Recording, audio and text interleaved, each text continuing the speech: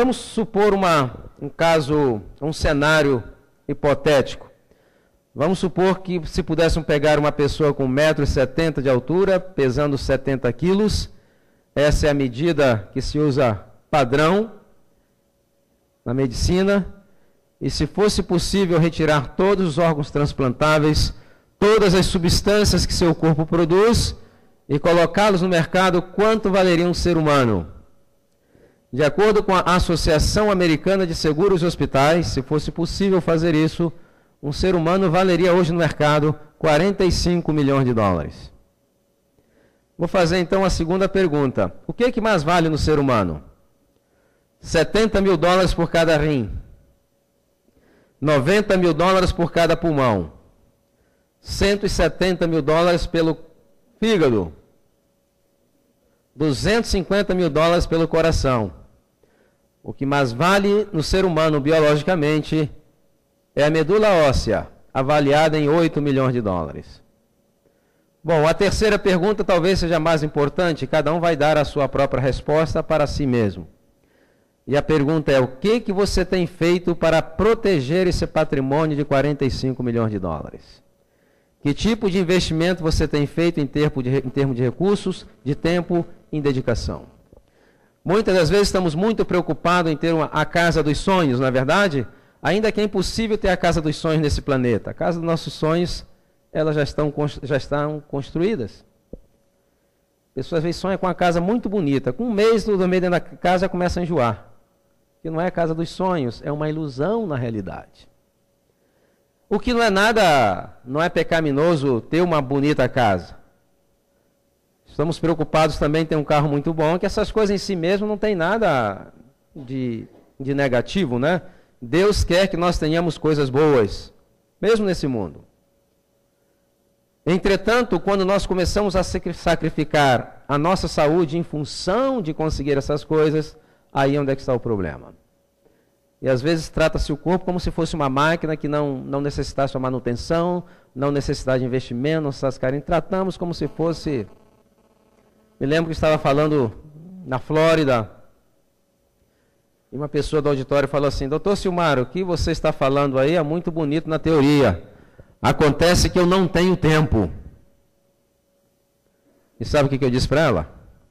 Falei: olha, de quem não tinha tempo, o cemitério está assim. Hoje eles têm todo o tempo do mundo. Eu garanto que se você morrer daqui a 2 ou 3 dias, não passam 3 dias que alguém vai estar fazendo o que você faz e a vida vai continuar no mesmo ritmo, porque nós não somos insubstituíveis. Então, vamos cuidar desse corpo, porque ele é que vai gerar os recursos para nós conseguirmos alcançar nossos sonhos aqui. Ele que vai gerar alegria, prazer e felicidade. Então, vamos começar a mudar um pouco a nossa maneira de pensar. Muito bom, vamos olhar aqui um pouco o trato digestório. Muito bem, nós vimos hoje pela manhã que Deus criou o ciclo de restauração de 24 horas em qual dia da semana? No 4º dia da semana. Então nós vimos no 4º dia da semana que ele criou aquela grande usina que nós conhecemos como Sol. O Sol é aproximadamente 1.300.000 vezes maior do que o nosso planeta. O Sol, comparado com uma bola de futebol, o planeta Terra seria como a cabeça de um alfinete. O Sol é que produz a energia necessária para sustentar a vida no nosso planeta. Deus mantém o Sol e, através desses recursos, ele então fornece energia para sustentar a vida. Então o Sol emite para o nosso planeta energia em ondas de luz que nós chamamos de fótons. São as unidades de luz, a unidade de energia que o Sol manda para o nosso planeta. E esses fótons, quando são emitidos no Sol, eles percorrem o espaço a 300.000 quilômetros por segundo, que é a velocidade da luz, e leva mais ou menos 8 minutos para chegar ao planeta Terra. Quando essa energia esses fótons chegam ao nosso planeta, eles são captados pelas folhas das plantas verdes. Somente as plantas verdes é que têm a habilidade de captar essa energia eletromagnética. As plantas de outras cores não captam o que elas fazem, elas acabam refletindo os espectros de luz que vêm do Sol. Por exemplo, se você tem uma folha vermelha, por que ela é vermelha? Porque ela está refletindo o espectro vermelho. Se ela for azul, porque é azul. Se for amarelada. Mas as plantas verdes não refletem, ela absorve. Ok? Então, dentro dessas folhas verdes, existem pequenos transformadores que não são visíveis a olho nu. E a finalidade desses transformadores é transformar aquela energia eletromagnética em energia química.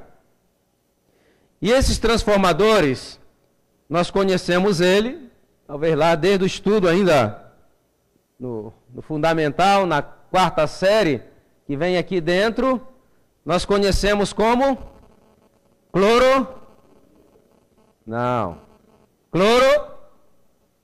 cloroplastos. Clorofila já é outra coisa. Cloroplastos. A clorofila é a substância. O transformador é o cloroplasto. Então, esse transformador pega a energia do Sol e aí faz o seguinte, com aquela energia, a planta vai usar, aqui é outra coisa interessante, a planta pega, por exemplo, 1000 unidades de energia, ela só usa 900 unidades, e ela pega 100 unidades e dá o dízimo dessas 100 unidades. Ela pega 900 unidades para seu crescimento e metabolismo, e aí então ela pega o dízimo e armazena em alguma forma. Mas para que ela armazena esse excedente? Para alimentar homens e animais. Então, em todos os níveis de cadeia de energia, essa energia ela é dizimada. Ele pegou 1000 unidades, por exemplo, ele não usa as 1000, usa 900 e armazena quanto? 100. Então, com essa energia, essa planta vai pegar o quê? Ela pega água, minerais, que são componentes inorgânicos, pega também o gás carbônico, com aquela energia e com essa matéria-prima, a água vai fazer o quê? Vai produzir oxigênio e aquela energia excedente vai ser armazenada em forma de um fruto. Deu para entender? Tá fácil, né? Vamos supor que essa planta que obteve essas 1000 unidades de energia seja então uma batateira. Então ela usa 900 unidades e ela pega o restante daquela energia e vai armazenar em forma de quê? De batata, que é o que sobrou, ela armazenou em alguma forma. Se for um limoeiro, aquela energia vai ser armazenada em forma de limão. E se for um mamoeiro, uma videira, se for um cajueiro, caju. Então o que nós notamos é o código genético da planta, é que vai determinar em que forma, cor, sabor, aroma e textura em que aquela energia vai ser armazenada. Como existe uma variedade muito grande de código genético nas plantas, existe uma variedade muito grande de alimentos. Então, o que nós vimos é o seguinte, que a planta pegou a energia do Sol e pegou componentes inorgânicos que não são, se for colocado por unidades, nós não podemos nem ver sem ajuda, pois nós podemos ver uma quantidade de água, mas não podemos ver os seus componentes, que são átomos. Então ela pega aquelas unidades tão pequenas e vai montando alguma coisa grande. Ok? Agora, vamos supor que o que essa planta montou seja uma maçã. Nós não podemos pegar essa maçã, colocar dentro da boca e tentar engoli-la. Não temos como fazer isso. Para que possamos obter os elementos que estão ali, nós temos que transformar essa maçã em unidades tão pequenas, mas tão pequenas que possa ser absorvida pelo nosso organismo. Para isso, Deus criou uma linha de desmontagem para desmontar aquilo que a natureza montou. Essa linha de desmontagem é uma linha muito organizada. Cada departamento está encarregado de desmontar alguma coisa. Então temos boca, o tubo condutor esôfago, estômago, depois temos o duodeno, depois temos vários segmentos do intestino. E cada um desses segmentos está especializado em desmontar alguma coisa. Cada segmento. Deixa eu dar algumas informações interessantes a respeito dessa linha de desmontagem. Essa linha de desmontagem, numa pessoa de 1,70 m pesando 70 quilos, se você fosse esticar desde a boca até o retum em uma linha reta, fosse possível esticar e medir, numa pessoa de 1,70 m pesando 70 quilos, ela teria mais ou menos 10 metros de comprimento. Então, como que ela cabe ali dentro? Porque ela está bem organizada. Ok? Essa linha de desmontagem, ela é controlada pelo sistema nervoso central. É o sistema mais inervado do organismo que nós temos. Por isso que quando existe estresse, ansiedades, uma série de problemas na mente, acaba refletindo no nosso trato digestório. E vai refletir também de maneira diferente em diferentes pessoas. Por exemplo, tem pessoas que quando estão sob tensão dá uma diarreia. Tem outras que já ficam com prisão de ventre. Não é verdade? Então, essa resposta ela vai ser diferente em diferentes pessoas. Esse trato digestório, aqui, por exemplo, essa parte chamada intestino liso, é onde se dá a absorção da maioria dos nutrientes. Esse intestino liso, se você fosse cortá-lo e medir a sua área, ele teria apenas meio metro quadrado. Entretanto, o grande engenheiro do universo, ele colocou dentro daquele intestino ali estruturas que nós conhecemos como vilosidades. O que são vilosidades ou vilos? São projeções parecidas com um carpete bem felpudo, que tapetiza aquela parte interna do trato do intestino liso, e essas estruturas acabam transformando a área de absorção de meio metro quadrado para uma área de absorção de 250 metros quadrados, equivalente a uma quadra de tênis. Por isso que essa área ela é muito bem vigiada, porque é a maior área que coloca o ser humano em contato com o mundo exterior, muito mais que a nossa pele. Por isso que ela é muito bem vigiada, e aproximadamente 60% dos linfáticos estão distribuídos aqui. Por quê? Porque ela é seletiva, ou deve ser seletiva. Se entrar ali alguma molécula de determinado tamanho que não deveria entrar, imediatamente elas são o quê? Destruídas. Então é muito bem vigiado o nosso trato digestório. Aqui tem uma pequena estrutura. Essa estrutura chama-se apêndice. A medicina moderna sempre ensinou que o apêndice era um órgão vestigial. O que é um órgão vestigial? O órgão vestigial é o seguinte: baseado nessa filosofia do evolucionismo, ele diz o seguinte, que o cólon do ser humano ele era muito maior. E à medida que foram passando o tempo, foi mudando a alimentação, o cólon foi ficando menor, e ficou aquela tripazinha ali, que segundo ele não serve para nada, só serve para infeccionar. E baseado nessa filosofia, foram feitas milhares e milhares, eu creio que centenas de milhares das chamadas cirurgias profiláticas. O que é cirurgia profilática? Bom, O cirurgião abre o indivíduo para operar uma coisa. E ele diz o seguinte: eu já estou aqui, eu já aproveito e levo também um apêndice, porque isso não serve para nada, só serve para infeccionar. Entretanto, nos últimos 15 anos, o que nós descobrimos? Na realidade, esse apêndice não tem nada a ver com o órgão vestigial.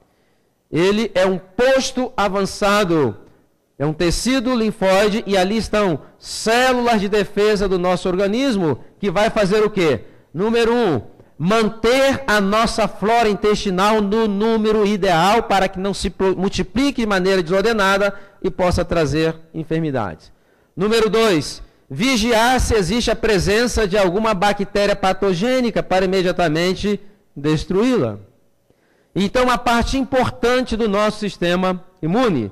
E hoje já se sabe que pessoas que tiraram o apêndice, eles têm de 3 a 5 vezes mais chances de desenvolver problemas inflamatórios no intestino ou também desenvolver câncer do cólon. Por isso que essas pessoas precisam cuidar muito mais, porque o seu posto avançado de defesa não está funcionando. Logicamente que quando existe uma infecção, é uma emergência médica, tem que operar, não tem jeito. Mas o que ocorre é que esse problema, por exemplo, de apendicites, colelitiases, são problemas, colelitiase é pedra na vesícula, são problemas relacionados quase que exclusivamente a hábitos alimentares. Como nós sabemos isso? Que a Europa e Américas, a incidência é muito grande. Entretanto, em outros países, esses problemas são quase que desconhecidos, são muito raros. E qual a diferença que existe entre esses países e os outros? É a alimentação. Agora, existem algumas estruturas aqui que não faz parte da linha de montagem, mas desempenham uma função muito importante. Aqui nós temos o fígado. O fígado, na minha opinião, é o órgão mais fascinante que existe no corpo humano. Fascinante, espetacular.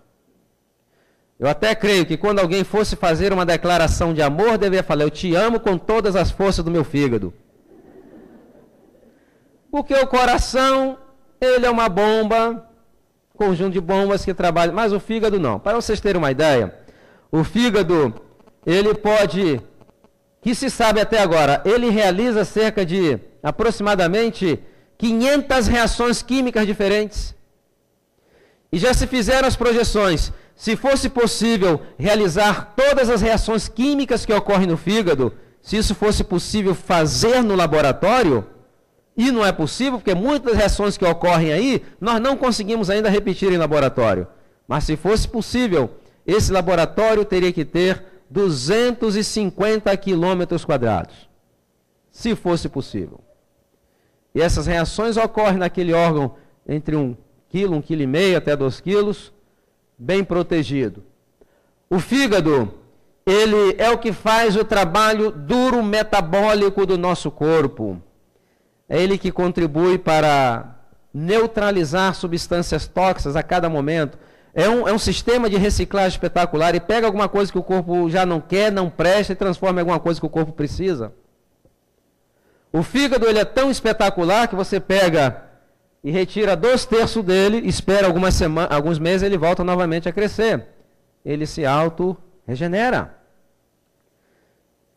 E é um órgão tão fascinante que, às vezes, uma pessoa começa a tomar bebidas alcoólicas com 14, 15 anos de idade.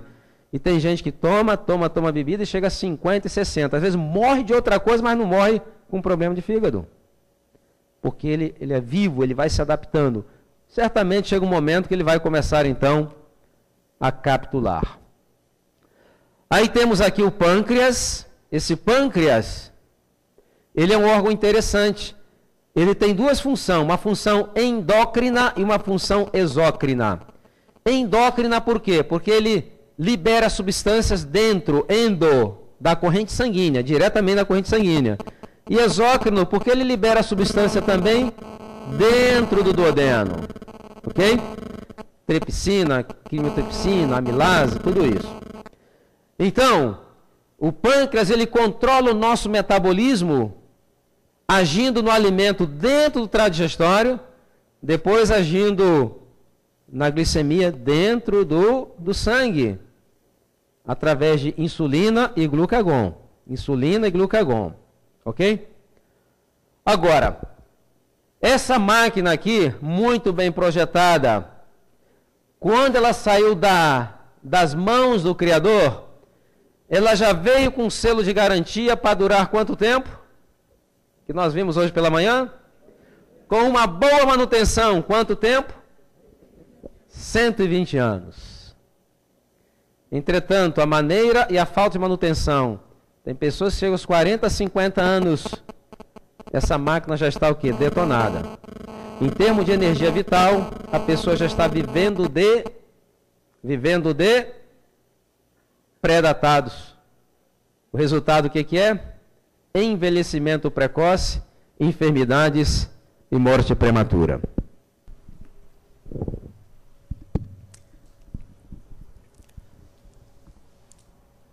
E o que ocorre hoje? Ocorre que existem alguns hábitos que vêm dentro daquele sistema porque está provado cientificamente. Hoje, com a ciência que existe, você pode provar qualquer coisa. E o que ocorre é que eu mencionei nessa manhã dos interesses corporativos. Então, alguns anos, o que é 15 anos atrás aproximadamente, começou a fazer estudos, pesquisas. E aí chegaram à seguinte conclusão: bom, quanto intervalo curto maior você come, é melhor para a saúde. E foram estudos patrocinados pela indústria dos alimentos. Então isso ganhou a mídia e hoje nós temos nossas universidades aconselhando as pessoas a comer em intervalo mais curto, porque vai parar o metabolismo, vai ajudar a reduzir o metabolismo, aquela coisa toda. Desconsiderando o atropelo que é em todos os outros processos fisiológicos, nós vamos ver aqui. E vamos ver fisiologicamente por que isso é errado. E notem, nunca se comeu tanto na história moderna dos seres humanos e nunca se viu tantas pessoas cansadas, esgotadas, fatigadas, deprimidas e doentes, porque o mesmo hábito de comer muito em intervalos curtos de tempo não somente drena a energia física do indivíduo, mas também a sua energia física, mental e a sua energia emocional. Então, o pâncreas, por exemplo, com uma boa manutenção, quanto tempo deveria durar? De acordo com o manual. 120. Aqui está o manual, não é?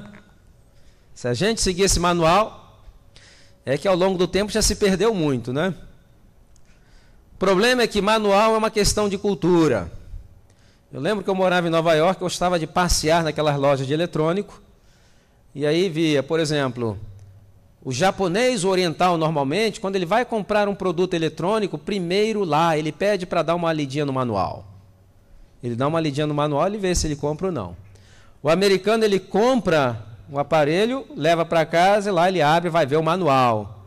E o brasileiro, ele queima o aparelho e depois está perguntando onde é que eu deixei aquele bendito daquele manual, na verdade. Então, não vamos fazer com o nosso corpo como fazemos às vezes com alguns equipamentos. Vamos seguir fielmente as orientações do Criador. Então, ele vem com uma vida útil. E como eu mencionei pela manhã, cada pessoa tem o seu calcanhar de Aquiles biológicos. E tem pessoas que têm o seu calcanhar de Aquiles biológico, o que é? É o pâncreas. Então, esse órgão, a pessoa come 8 da manhã, 10 da manhã, meio-dia, às 3, 4, 5, 10. E o que é que esse pâncreas está fazendo para salvar a sua vida? Ele tem que continuar produzindo insulina. Ele está trabalhando. Aí passam 10 anos, 20 anos, 30 anos, chega aos 35 anos, essa pessoa vai à consulta ao médico, o médico diz o seguinte: olha, eu tenho uma má notícia para você, o seu pâncreas só está trabalhando meio expediente. Ele não produz mais insulina em quantidade adequada e você precisa agora de um comprimido. Ah, mas comprimido vai resolver? Resolve. Então ele é feliz da vida. Mas o ritmo dele continua o quê? O mesmo. 10 anos mais tarde, uma outra consulta ao médico, outra má notícia. E o médico fala: olha, o seu pâncreas acabou de dar entrada na aposentadoria. Ele já não trabalha e agora você depende de insulina exógena ou injetável. O que ocorreu? Aquele órgão que teve, eu falei entre 35 a 45 anos, sabe por quê? Porque hoje, 8 de cada 10 novos casos de diabetes ocorrem em pessoas de 35 a 45 anos de idade. Está pegando indivíduos cada vez mais jovens. O que esse indivíduo fez? Em 35, 45 anos, ele conseguiu gastar uma peça de reposição que poderia durar quanto tempo? 120 anos. Então, o mesmo ocorre, por exemplo, com outros órgãos. As suprarrenais, por exemplo, você já ouviu falar em fadiga das suprarrenais? A pessoa vive em estresse tão constante, ela começa a produzir a adrenalina, a todo momento a pessoa está produzindo. Chega um momento em que existe a fadiga da suprarrenal e a pessoa fica completamente letárgica. Porque a adrenalina não é somente para o estresse, não. A adrenalina tem a função da motivação. O estresse é quando ela aumenta muito para dar aquela resposta de correr ou lutar. Mas nós precisamos dela para ter uma certa motivação. Se não houver produção de adrenalina em quantidade adequada, a pessoa fica apática, letárgica. Eu já encontrei muitas pessoas assim. Por quê? Porque aquela peça que deveria durar 120 anos, a pessoa conseguiu anular. Agora, vamos ver aqui o que ocorre, por exemplo, com a questão do comer em intervalos muito curtos de tempo. Então, aqui é o esôfago, estômago. Vamos ver aqui, por exemplo, quando você começa a mastigar algo, nós temos lá a nossa linha de montagem. Então, essa linha de montagem, ela começa na boca. E na boca é que estão os trabalhadores braçais dessa linha de montagem, é que faz o trabalho duro e braçal. Como se chama esses trabalhadores? Os dentes. E o que ocorre é que na boca o processo digestivo se dá através de uma ação mecânica, com os trabalhadores braçais, e através de uma ação também química. E quando existe uma mudança na alimentação através das gerações, por exemplo, a substituição de alimentos mais duros por alimentos mais cozidos, mais macios, mais mingauzinho, mais suquinhos e mais papinhas, o que ocorre?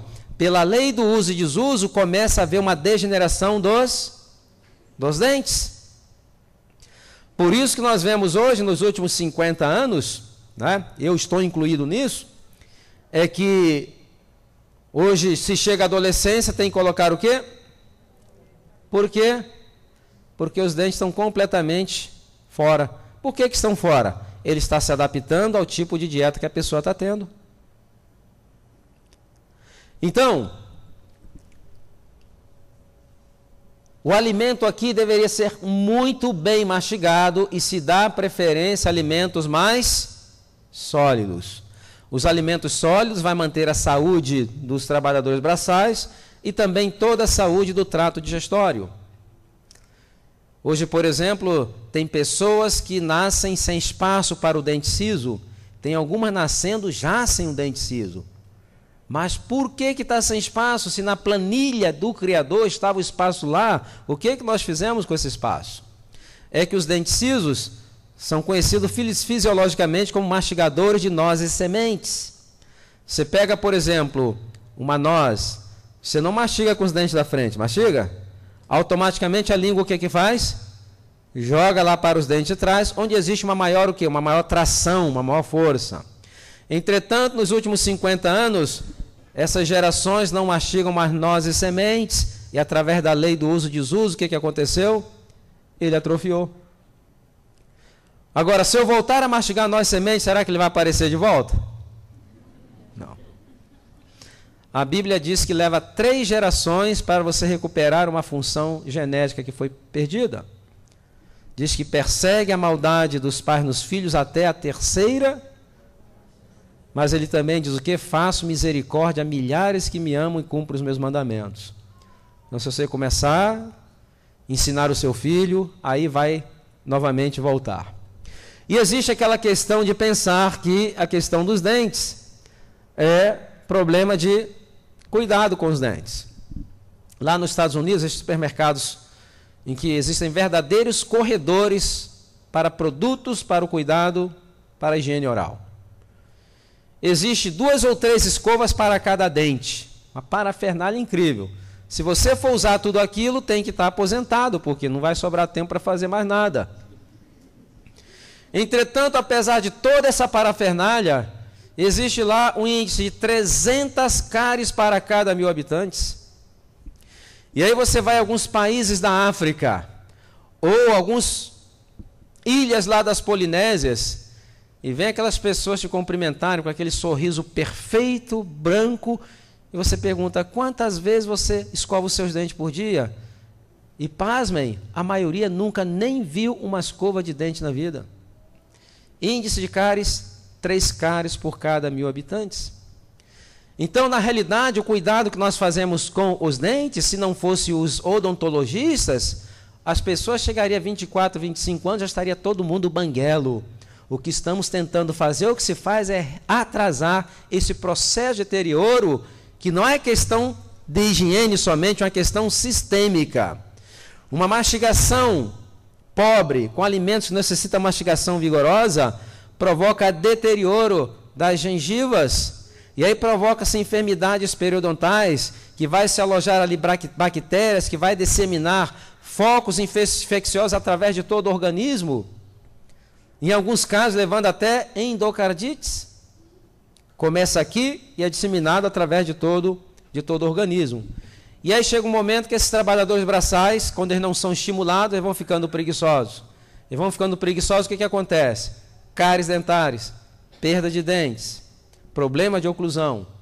Uma pessoa toma hoje uma vitamina pela manhã, depois um sanduichinho, um suquinho, uma papinha, somente coisas cozidas, aquilo vai se adaptando de acordo com a dieta do indivíduo. É baseado na dieta. Ok? Porque, por exemplo, que os chineses têm aquele dentinho meio para fora. Aquilo é ideal para comer arroz com aquele palitinho. E eles têm feito isso por centenas de anos, ou milênios na realidade. Nós vamos nos adaptando. Ok? Agora, de vez em quando alguém fala, doutor Silmário, eu estou me alimentando muito bem. De manhã eu coloco no liquidificador, fala com todo orgulho, né? Banana, mamão, castanha de caju, ração humana, leite de soja. E aí eu tomo aquilo de manhã e me sinto muito forte. E sabe o que eu digo? Forte não, você deve estar cheio de gases, cheio de distensão abdominal, né? Por quê? Banana, mamão, cereais, onde deveria começar a digestão? Na boca. E o que aconteceu com aquilo que ele bebeu? Foi direto, passou sem digestão. Então, mesmo os sucos e vitaminas deveriam ser mastigadas, desgustadas e saboreadas. E aí o que ocorre? Ele tomou, e aquilo ali então vem, passa o estômago, ele tem 2 portões. O primeiro portão chama-se válvula gastroesofágica. E o segundo portão chama-se válvula pilórica. Quando você começa a mastigar alguma coisa, imediatamente esse portão de baixo ele fecha. Por quê? Seu estômago produz, ele tem uma outra ferramenta. A ferramenta desse departamento da boca, a principal chama-se amilase, que é especializada em desmontar amidos. No estômago existe outra ferramenta, porque é um outro departamento. Esse departamento, a ferramenta principal, chama-se ácido clorídrico, que vai desmontar proteínas em aminoácidos. Ok? Então, quando você começou a mastigar, o piloro fechou. Por que fecha? Porque aqui produz ácido. O estômago, ele tem uma capa, que é uma geleia branquiçada, nós chamamos de mucosa. Essa capa não permite que o ácido que ele produz gira o próprio tecido do estômago. Entretanto, o duodeno não tem. Se esse piloro fica aberto, à medida que ele vai começando a se movimentar para misturar o alimento ao suco gástrico, pode vazar para o duodeno, e aquilo ali vai provocar o quê? Uma úlcera gastroduodenal, porque o duodeno não conta com essa proteção. Então ele tem que estar bem fechado. E aí chegou aquele suquinho, aquela papinha que tomaram de manhã. Quando chega no estômago, há uma reclamação. Eles colocam a mão para trás e falam, esse pessoal lá em cima, que trabalho estranho estão fazendo. Nós não temos essa ferramenta aqui. Não temos, como é que nós vamos fazer isso? E aí o estômago o que faz? Manda um e-mail de reclamação para o departamento de controle de qualidade, que é o cérebro. O cérebro fala, então fazer o seguinte, então ele manda impulsos elétricos para provocar contrações na parede do estômago, na tentativa de devolver para a boca aquilo que não foi desmontado corretamente. E aqui nós já vemos o que? Está lançados os fundamentos da refluxo gastroesofágico, que hoje é uma epidemia. Eu até digo, 11 de cada 10 pessoas que eu converso, diz que 11 de cada 10 tem problema de refluxo, porque não está mastigando como deveria mastigar. Quando se ingere uma coisa que é muito tóxica, essas contrações são tão violentas que a pessoa então vomita. Mas acontece que esses alimentos não são altamente tóxicos. Então aquela contração não tem como fazer vomitar. Mas a pessoa sente que o alimento vem. E quando ele vem misturado com o quê? Com ácido clorídrico. E o esôfago não tem também aquela proteção. E o que ocorre? O ácido começa então a queimar o tecido do esôfago, que pode levar a médio e a longo prazo uma incompetência da válvula gastroesofágica, pode levar a uma calásia, pode levar a esofagites e, em casos mais extremos, ao câncer de esôfago, que é um câncer muito agressivo, do diagnóstico ao óbito, aproximadamente 6 meses. Então, a mastigação ela é muito importante e quando ela chega aqui, aí o estômago vai poder cuidar da sua parte. Qual é a sua parte? Desmontar polipeptídeos, ou seja, desmontar proteínas em unidades chamadas aminoácidos, que vai fazer parte do estoque de aminoácidos do organismo, onde ele vai usar aquele aminoácido para sintetizar aquilo que ele precisa. Agora, chegou no duodeno. Quando o alimento tem muita gordura, que ele chega no duodeno, aqui nós temos uma glândula debaixo do fígado, chamada o quê? Vesícula. Essa glândula, ela está cheia de bile. Quando chega gordura naquela região do duodeno, a presença da gordura desencadeia um controle hormonal, meio complicado, mas faz com que o cérebro estimule a contração violenta da vesícula para que ela possa esborrifar o seu conteúdo no duodeno para ajudar a emulsificar as gorduras e ajudar no processo de digestão. Notaram que é uma linha que trabalha em sincronia? Cada um tem o seu trabalho, cada um tem a sua função. E nós, então, acabamos de desregular completamente. Então, vamos ver aqui o que ocorre com a questão da quantidade e frequência inadequada dos alimentos. Vamos supor que você comeu às 8 horas da manhã. Você sentou, mastigou bem mastigado, saborou seus alimentos. Aquele alimento bem mastigado, ele é conduzido pelo esôfago até o estômago. Depois que você tomou o seu último bocado do desejum, então existe um tônus maior naquele esfíncter gastroesofágico. Então você tem um ambiente ali super controlado, porque é um ambiente muito o quê? Ácido. Ele é tão ácido que se colocar o dedo lá dentro, ele queima. Ok? E aí começa.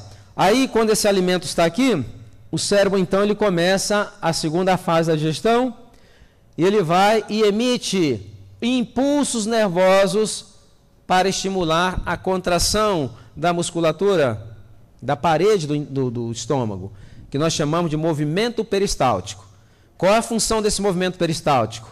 É misturar bem os alimentos com o suco gástrico. Quanto tempo? Vai depender da quantidade de proteínas, mas vamos colocar uma média de 2 horas. Então você comeu às 8 horas da manhã, começou então o processo digestivo, e depois de 2 horas, aquele ambiente que estava ácido, ele voltou a alcalinizar. E o estômago, o que é que ele faz? Ele manda então um e-mail para o cérebro, dizendo o seguinte: pode liberar o piloro, porque aqui já terminamos. Aí o que o cérebro faz? Está no horário do lanchinho das 10, está acabando de chegar aqui. E aí, quando aquele pilouro ia abrir, às 10 da manhã, o que ocorreu? Chegou o lanchinho das 10. Quando você morde alguma coisa, o que ocorre com o pilouro? Ele fecha. Então ele continua fechado. E ele vai trabalhar agora com o lanchinho das 10. Quanto tempo? Mais ou menos 2 horas. O cérebro tem que começar tudo novamente. Ele tem que controlar, ele tem que estimular uma êxtase, uma circulação, não a circulação, uma congestão de sangue na parede do estômago, porque é esse sangue que vai prover o calor para acidificar mais ali, o calor. Ele tem que controlar a secreção das enzimas e ele tem que mandar mais impulsos para controlar o quê? O peristaltismo. Então 2 horas. Então 2 horas e começa tudo novamente. Aí chegou meio-dia. Meio-dia voltou a alcalinizar aquele ambiente e novamente mandado uma mensagem. Libere esse pilouro. Só que horas são? Meio-dia. Vem outra mensagem e fala, rapaz, você não sabe o que está chegando aqui agora. Aí começa a cair, né? Perna de frango, bife, macaxeira, dependendo da região, na verdade, arroz, feijão. Quanto tempo agora para o almoço? Normalmente o almoço ele é mais rico em proteínas. Então não vai ser somente 2 horas. E aí quando chega o almoço, o que o cérebro tem que fazer? Ele tem que fazer tudo de novo. Provocar uma congestão de sangue aqui na parede do estômago. Ele tem novamente que mandar impulso elétrico para o peristaltismo. Ele tem que controlar tudo isso. E aí que horas termina a digestão? 3 horas da tarde.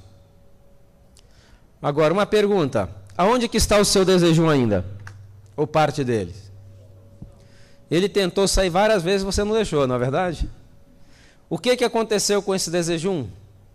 Ele já não é mais um alimento, ele é um veneno.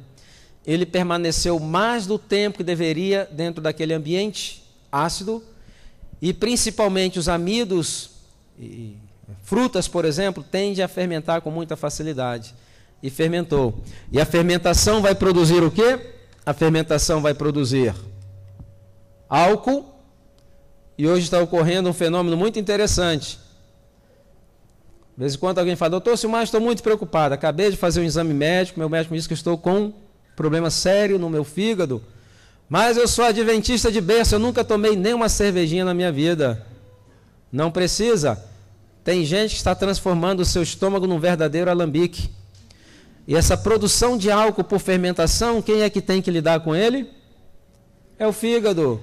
E aí passa 1 ano, 2 anos, 5 anos, 10 anos, 20 anos, 30 anos, 40 anos, chega um momento em que ele começa então a capitular, se a pessoa for predisposta a tiver algum problema no fígado.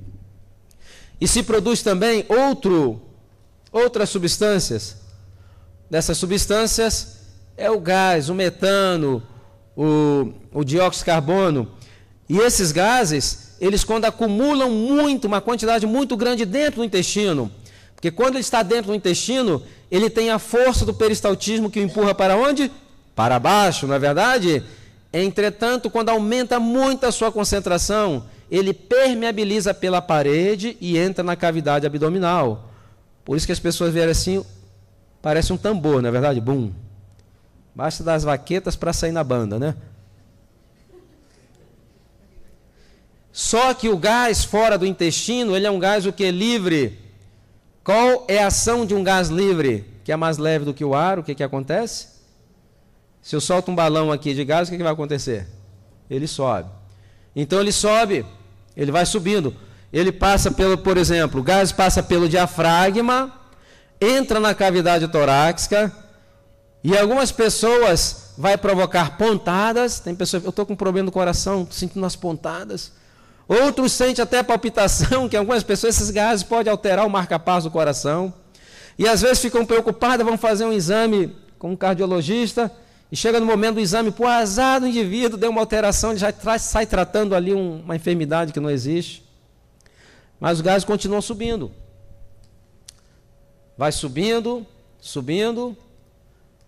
Quando chega na abóboda craniana, aqui, porque ele vai permeabilizando através das estruturas, ele não tem mais como subir. E em pessoas predispostas, o dióxido de carbono ele tem um efeito também vasodilatador, ele provoca vasodilatação. Ele provoca a vasodilatação das artérias do cérebro, levando essas crises chamadas crises de enxaquecas. E aí a pessoa toma uma série de medicamentos para a cabeça, ela está atirando no lugar errado. O problema está onde? O problema está no intestino. Grande parte desses problemas de enxaqueca são controlados quando se controla os processos fermentativos intestinais. Eu tenho visto na minha experiência, mais de 15 anos, pessoas que sofriam com isso. Nem todos, mas a maioria. Em medicina não existe 100%, não é uma ciência exata. Mas a grande maioria desses problemas está relacionado com o quê? Fermentações intestinais. E aí alguém fala assim, não, doutor Silmar, isso aí o problema isso é hereditário, porque a minha mãe tinha, a minha avó tinha. Eu falei, é verdade, você come igual a sua mãe comia, igual a sua vovozinha comia. Então, nós não herdamos a maioria das enfermidades, herdamos os hábitos. E aqueles hábitos que adoeceram nossos pais, vão nos adoecer também em idade cada vez mais jovens. Agora, qual intervalo deveríamos dar entre as refeições? Pelo menos quanto tempo? 5 horas, né? E de onde veio essas 5 horas? Foi assim? Primeiro, as glândulas que produzem enzimas digestivas no organismo, elas trabalham no ritmo chamado pulsátil. O que é um ritmo pulsátil? Elas trabalham no ritmo onde existe um período para as vesículas encherem, existe o esvaziamento e ela precisa de um tempo para voltar a encher e ter em quantidade suficiente. Por exemplo, você passou a noite toda sem comer, dormindo. Quando você acorda de manhã, elas estão perfeitamente cheias. Se você mastigar bem, você vai produzir enzimas, vai liberar na realidade, que já estão produzidas. Aí você vai comer às 10 horas da manhã, você vai ter? Você vai ter, mas não em quantidade adequada. Aí a pessoa mastiga, aquela coisa está meio seca, aí o que ela faz? Para complicar ainda mais, água ou suco, e acaba já estragando todo o processo digestivo. Eu gosto de comparar isso aí, por exemplo, na região que eu moro no Texas, é uma região onde existem muitas cascavéis. Existem tantas cascavéis que o governo autorizou fazer rodeio de cascavel. Se você for em San Antônio, El Paso, você pode pedir um prato de cascavel por $35. É uma região onde existe muito gado. O maior produtor de gado lá da região está no Texas, no norte. E esses animais dão muito prejuízo ao gado. Então o governo autorizou um controle indireto da população de cascavéis. E são animais de sangue frio. Então quando a temperatura às vezes cai muito, eles buscam lugares quentes. O ano passado, em janeiro, na fronteira do Arizona com o Texas, teve uma escola que teve que fechar por uma semana. Sabe por quê? Infestada de cascavéis. Então, por exemplo, temperatura caiu, elas vão procurar algum lugar quente e às vezes pela manhãzinha, pedras absorvem calor, não é? Elas buscam no asfalto, muitas são mortas porque buscam lá e vem os carros e acabam matando. E na garagem da sua casa, você chegou com um carro, por exemplo, desligou o motor, mas o motor permanece o quê? Quente. E dizem que elas têm detetoras de temperatura que vão buscar esses lugares mais quentes. Através de detetores de temperatura que elas também encontram suas presas, através do calor produzido, não é? Dizem. Então existem muitos acidentes com esses animais. Então, na emergência lá existe um protocolo. O protocolo é o seguinte: uma pessoa foi picada por uma cascavel. E as picadas sempre são nas extremidades inferiores ou superiores. É onde você pisa, onde você se agacha para pegar alguma coisa. E vamos supor que você teve uma picada na mão esquerda, mais ou menos aqui. Então, quando se chega na emergência, o protocolo é o seguinte: o médico que está atendendo, ele pergunta: que hora ocorreu isso? Você fala: doutor, foi há 1 hora atrás. O que ele faz? Ele pega uma caneta piloto e faz um círculo em volta da marca daquela picada, mais ou menos 3 centímetros de distal. e coloca você em observação por 2 horas. Em 2 horas ele quer determinar se aquela picada for uma picada seca ou se for uma picada molhada. Mas o que é picada seca e picada molhada? Picada seca e molhada é a seguinte: vamos supor que uma cascavel me pique, entretanto, para minha sorte, 1 hora antes ela havia picado um coelho, esvaziou as vesículas que armazenam a neurotoxina e não houve tempo para produzir e armazenar em quantidade suficiente para me dar uma reação sistêmica. Então aquilo vai ser uma reação local. Se em 2 horas o médico for observar e a reação da neurotoxina está dentro daquele limítrofe, é porque foi uma picada seca. Entretanto, se aquela reação começa a passar por aquele limítrofe, é que foi uma picada molhada. E aí tem que se dar todo o tratamento de apoio.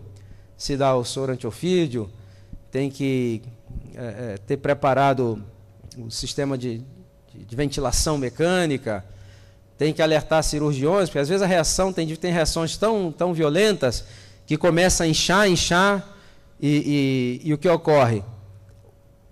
A inchação começa a comprimir os vasos dentro, levando a uma síndrome chamada compartimental, que aí previne a circulação de sangue, aquilo necrosa muito rápido, então o cirurgião tem que fazer incisões longitudinal para poder aliviar a pressão e manter então a irrigação sanguínea daquela região. E o soro antiofídio? Agora, algumas pessoas no Brasil me perguntam, e por que não dá o soro antiofídio assim que a pessoa chega na emergência? É muito simples. Uma grande parte da população morre do soro e não morreria da picada. Muitas pessoas têm reação adversa ao soro. Então, o que está vendo é risco-benefício. Se for uma reação sistêmica, vale a pena o risco de dar o soro, porque o caso dele vai ficar um caso grave. Se não for, podemos se observar, e se for uma picada seca, 2 horas depois, trata aqui localmente, manda a pessoa no dia seguinte ver o seu médico da família e continua assim. Então, o que nós estamos querendo ver é risco-benefício.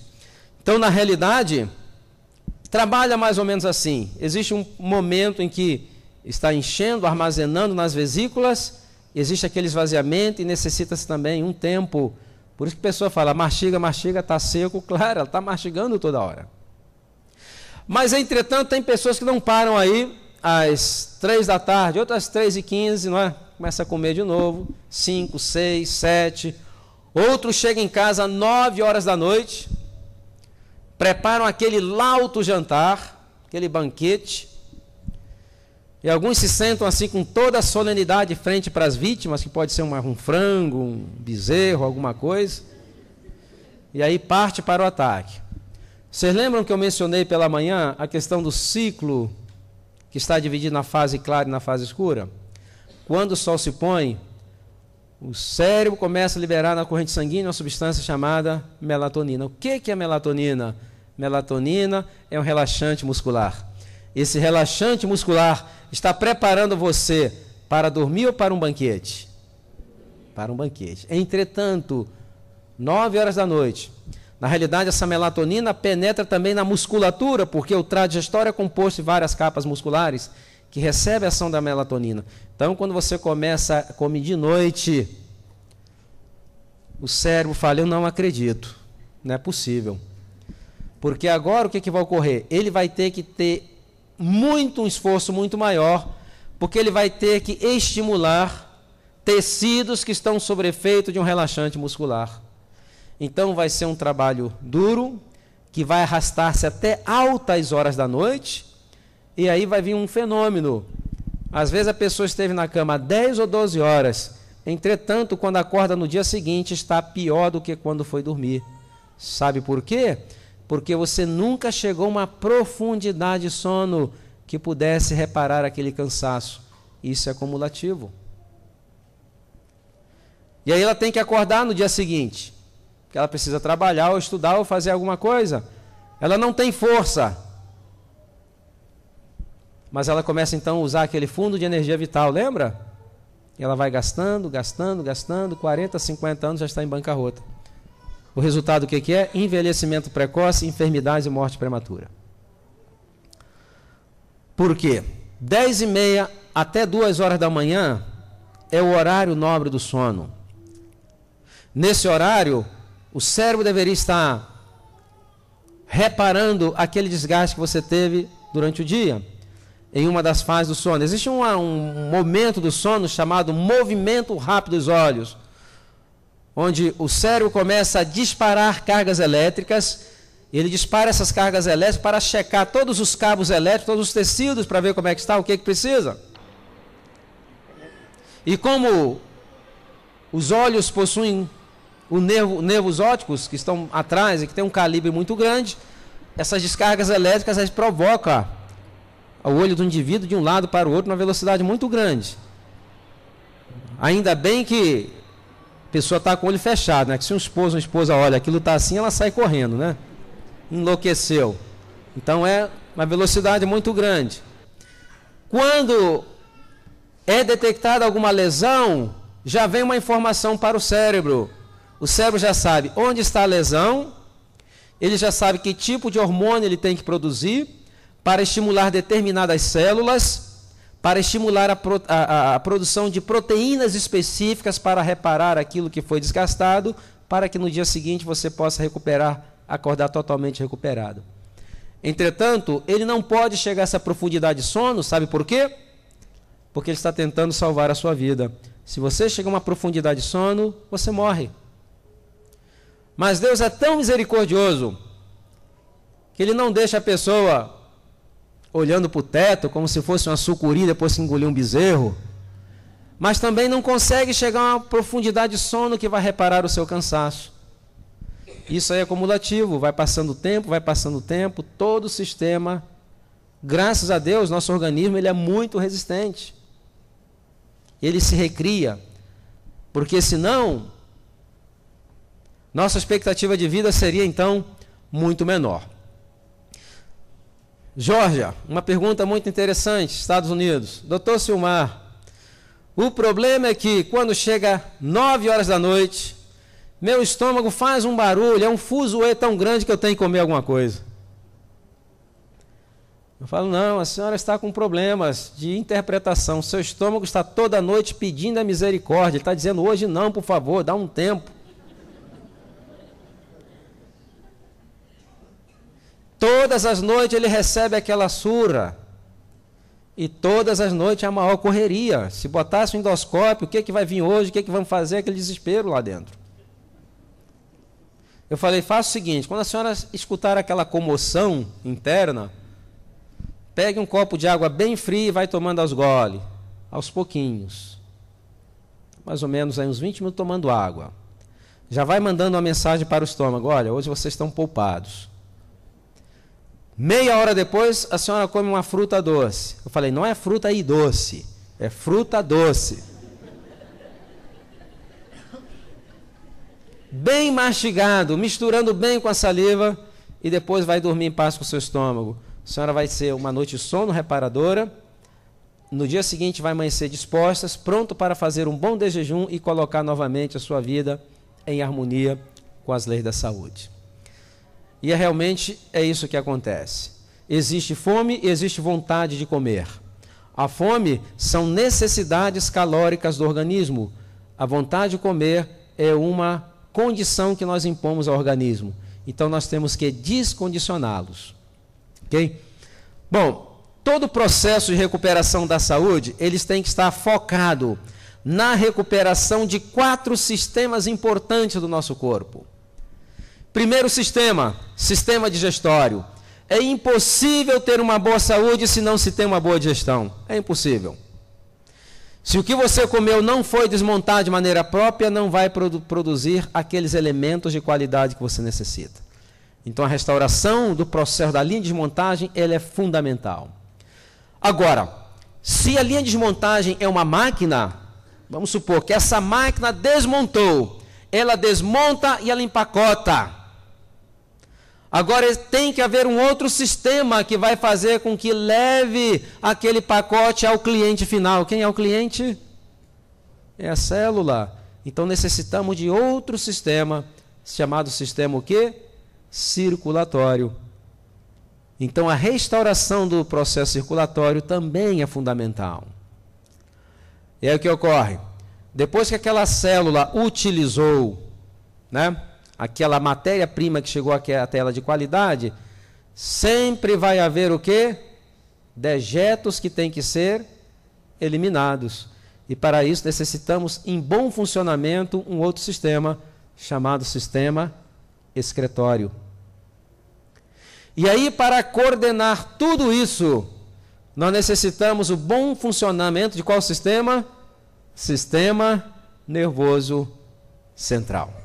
Então, o processo de revitalização que eu vou ensinar amanhã é um processo que visa a recuperação da integridade desses 4 sistemas. Se você tiver esses 4 sistemas funcionando bem, o resto vai ser consequência do funcionamento. Você vai ter um bom sistema imunológico. Então, são os 4 pilares da boa saúde: sistema digestório, circulatório, excretório e nervoso. Não existe grande mistério. Não vamos poder falar de todos eles, né? Normalmente leva uma semana para poder falar, mas nós temos aí um material, a saída, que é o livro Saúde e Longevidade, tem 8 DVDs com 15 horas de palestras, que ali, se vocês adquirirem, vão ter tudo. Mas o que vocês aprenderem aqui vai ser bem importante. Vamos ver agora. Então, aqui nós estamos vendo uma linha de desmontagem completamente desmontada. Ok? Aqui, por exemplo, nós temos um adenocarcinoma do esôfago com células escamosas. Aqui existe uma calásia, que é um estreitamento. Como que passa alimento daqui para cá? Não tem como. Aqui já é uma hérnia de hiato, onde parte do estômago começa a entrar na cavidade torácica. Aqui nós temos uma úlcera gástrica. Nós temos não, ele tem. Aqui é um adenocarcinoma do estômago. Okay? Aqui está o engrossamento da parede, que é o tumor que começa a crescer por dentro. Aqui nós temos aqui se tem uma gastrite crônica. Aqui você tem pedra na vesícula. Essa pessoa pegou uma promoção, pegou tudo que tinha que pegar, né?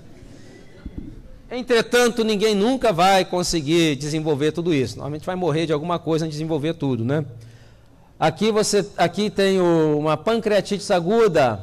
Aqui um adenocarcinoma de cabeça de pâncreas. Aqui você tem esteatose hepática. O que é esteatose hepática? Gordura no fígado. Isso hoje também é uma epidemia. Ok? Aqui existe uma cirrose já pós-necrótica. Aqui você tem pólipos, divertículos, enfermidade Crohn, problemas inflamatórios como corites ulcerativas. Aqui você tem estreitamento na válvula iliocecal. Aqui você tem, existem hemorroides, fissuras anais. Então essa linha de montagem, ela está completamente o quê? Completamente desmontada. Pode ela desmontar alguma coisa com perfeição? Não, ela se acabou. E o que provoca isso? Na maioria das vezes o que é? A alimentação. Maioria das vezes alimentação, pelo menos 90%. Grande parte desses problemas de colites, diverticulites, gastrite, todas essas ites está relacionado com a alimentação. Então, nosso alvo é recuperar a integridade desse trato digestório. Muito bem. Então, vamos fazer o nosso teste? Vamos lá. Primeira coisa que você vai fazer, você vai numerar a sua folha de 1 a 34. Então, pergunta número 1. A pergunta número 1 é a seguinte: você tem o peso ideal? Bom, vamos ver aqui o peso ideal. Peso ideal para fins do teste. Se você quiser saber uma coisa mais precisa, certamente temos nutricionistas ou preparadores físicos que podem fazer um trabalho muito bom. Para efeito do teste, você faz o seguinte: você pega... Isso aqui é uma fórmula um pouco complicada. Então conseguimos uma fórmula um pouco melhorzinha. Por exemplo, uma pessoa de 1,45 m, você pega o centímetro do seu peso e transforma em quilos. Se uma pessoa tiver 1,70 m, ela vai pegar quanto e transformar em quilos? E se ela tiver 1,69 m, vai transformar quanto? E se for 1,55 m? Então deu para entender. Aqui uma pessoa com 1,45 m, bem alta, né? Dá para notar. Então, o que você vai fazer? Vai fazer o seguinte: você pegou os centímetros da sua altura e transformou em quilo. Você pode somar 5 ou diminuir 5. Aqui, por exemplo, essa pessoa de 1,45 m, ela pode ter entre 40 a 50 quilos. Deu para entender? Então você pegou os centímetros. Se você tem 1,70 m, uma pessoa com 1,70 m, para estar no seu peso ideal, ela tem que estar com quantos quilos? De 65 a 75. Se estiver dentro dessa janela, aí ela tem um peso ideal. Deu para entender? Deu? Alguma dúvida? Isso para efeitos do teste, ok? O teste ele é muito mais misericordioso do que uma nutricionista. Então, se você tem o peso ideal, quantos pontos você ganhou? 20 pontos. Então, do lado do número 1, você vai escrever o quê? 20. Sabe por quê? Porque no final você vai ter que somar os pontos que você ganhou para nós compararmos aqui com os parâmetros de idade. Tá certo? Então aí vamos ver a idade biológica baseado no total de pontos. Tem que estar dentro. Ok? Então, pode colocar 0. Escrever alguma coisa ajuda, né? Bom, se você não tem o peso ideal, você não ganhou nada. Bem-vindo ao clube. Eu também não estou com o meu peso ideal. Eu tenho muita dificuldade de manter meu peso. Na minha família, por exemplo, vocês terem uma ideia, a média de vida por parte de mãe é menos de 50 anos. Todos morrem muito jovens. Infarto do miocárdio, derrame cerebral. Minhas primas que estão vivas, a maioria já não está, elas são todas complicadas com diabetes. Minha mãe, ela teve derrame com 29 anos de idade. Com 45 anos, ela teve o 3º derrame cerebral. E viveu o resto da vida com a completa incapacitada. Então eu não tenho muita energia vital. O que eu tenho feito é administrar aquilo que sobrou para mim. E nos últimos 30 anos, graças a Deus, não tenho tido nenhum problema de saúde. Mas se eu tivesse seguido o estilo de vida da minha família, não tivesse conhecido essa mensagem, outra pessoa deveria estar dando essa palestra aqui, que eu certamente não estaria aqui. Então tem um metabolismo muito lento. Bom, então se você não tem o peso ideal, você ganhou 20 pontos. Sim. Independente. Isso é uma base para efeito do teste. Ok? E aí se você... Oi? Como é que é? Não, ao contrário. A quantidade de jovens obesos está epidêmico. De crianças está epidêmico. Normalmente os velhos que tendem a ser mais magrinhos. Sabe por quê? Que o magro vive muito. Essa é a dura realidade, ok? Dura pra gente, né? Não para eles. Bom, todo mundo faturou 20 pontos, né? Bom, se você não tem o peso ideal, o programa de revitalização amanhã. Vamos lá. Número 2.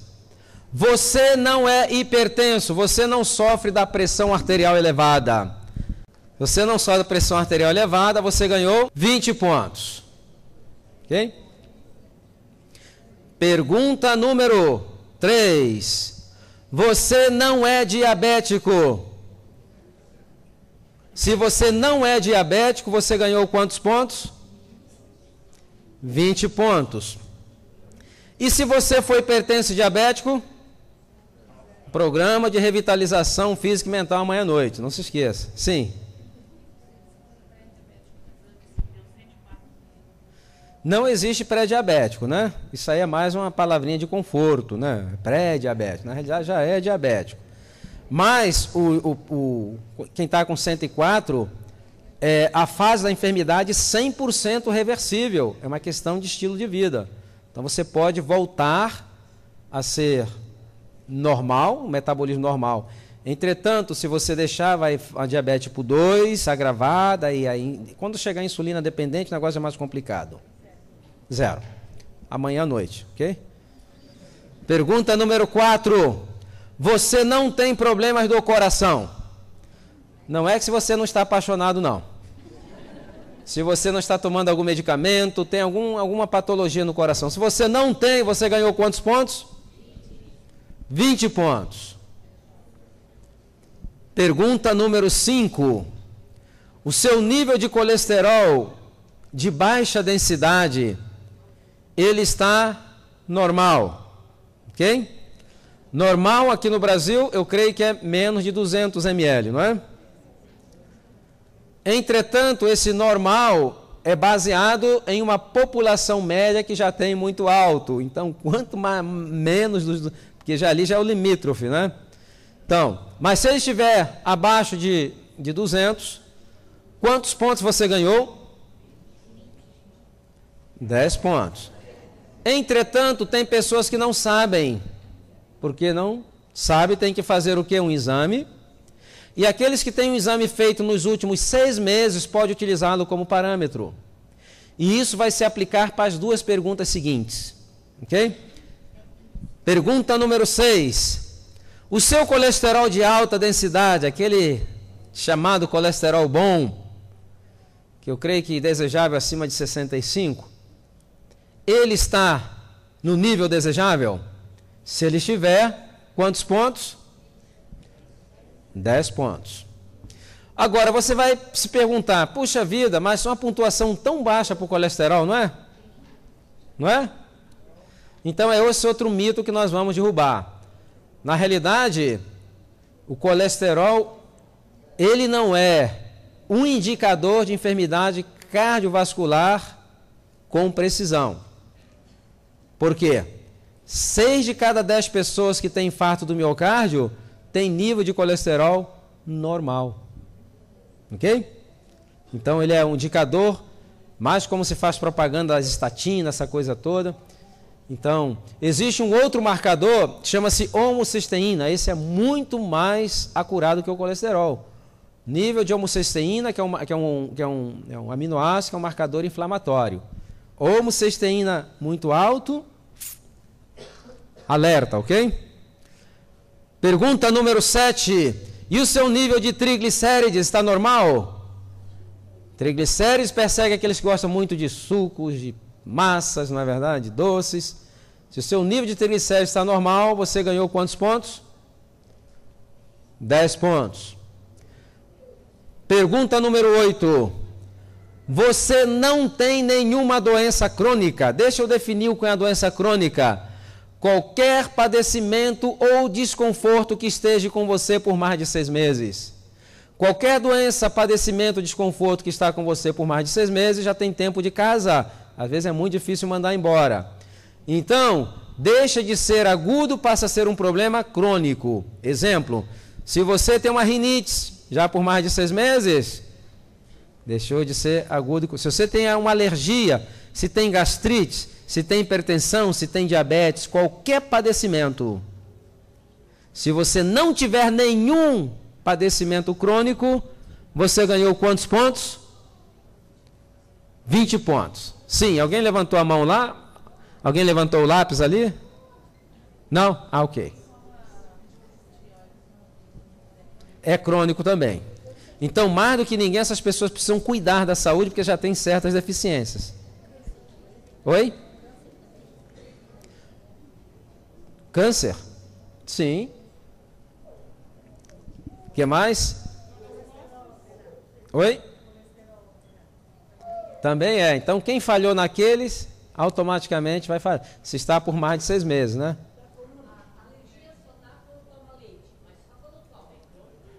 É crônica. Tem que mandar ela embora. Ou manda o leite ou manda os dois juntos, né? É um desconforto, não é? É crônico, é um padecimento crônico. É crônico, a enfermidade crônica obstrutiva pulmonar. É. COPD, que eles chamam aqui? A gente chama COPD lá.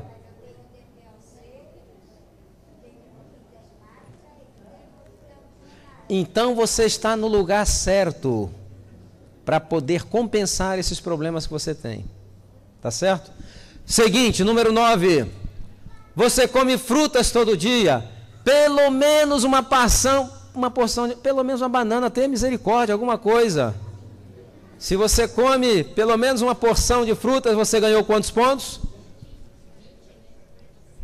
10 pontos. Pergunta número 10. E verduras, pelo menos uma porção de verduras todo dia? Se você come, você ganhou quantos pontos? 10 pontos. Pergunta número 11. Cereais integrais todo dia? Não é o dia todo, hein? É todo dia. Quais são os cereais integrais?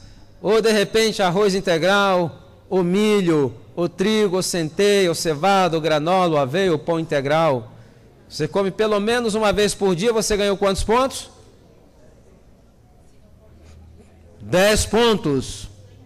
Seguinte, pergunta número 12. Raramente, é uma coisa muito rara na sua vida, você jantar à noite. Você normalmente come um lanchinho pelo menos 3 horas antes de dormir. Se isso for uma coisa muito rara na sua vida, quantos pontos você ganhou? 10 pontos. Pergunta número 13. Vamos lá. Você toma água todos os dias?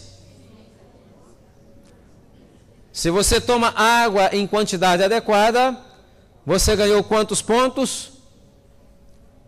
25 pontos. Amanhã vamos ter uma palestra muito boa sobre água. Vocês vão descobrir porque o tomar água em quantidade adequada pode eliminar 45 sintomas de enfermidade, de acordo com a Clínica de Mayo nos Estados Unidos. Pergunta número 14. Atividade física semanal. Vamos ver. 5 ou 6 vezes por semana, quantos pontos? 25 pontos. 3 ou 4 vezes, quantos pontos? 5 pontos.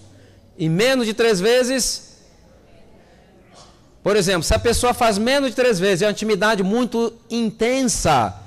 Por exemplo, a pessoa não passou semana sem fazer nada. A única atividade que ela fez foi levantamento de garfo, né? Aí chega no final da semana, vai se matar numa quadra lá de futebol. Na realidade, ela está aumentando em 50% os riscos de ter um evento cardíaco adverso. É melhor ficar quietinho e nem fazer. Agora, deixa eu esclarecer a questão da atividade física. Eu não estou falando em academia. Tem nada a ver com academia. Se você tem a disciplina e gosta, e vai 5 ou 6 vezes por semana, fantástico. O que o teste está tentando determinar se a sua vida é ou não sedentária. Ok?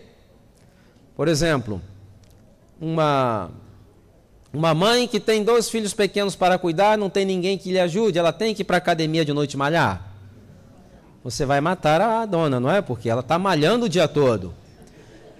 Entretanto, o que essas mães não fazem é corrigir a parte alimentar. A maioria acaba negligenciando a parte alimentar e acaba também o quê? Não fazendo alongamentos. Um pedreiro, um servente de pedreiro precisa malhar na academia? O indivíduo está malhando o dia todo, mas eles não fazem alongamento e depois começam a ter problemas chamados de coluna. E também a maioria não corrige a parte alimentar. Então, se você tem uma profissão que ela não é considerada uma profissão sedentária, você precisa corrigir a parte alimentar.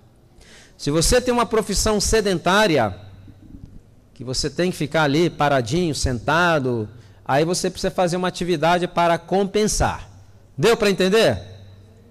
Salvei muito ponto de muita gente, não foi? Então, eu não sei se eu mencionei ontem à noite aqui, mencionei a questão de a questão do esporte? Mencionei a questão do esporte ontem, não é? Quando eu falo em saúde, eu não estou falando em esporte, ok?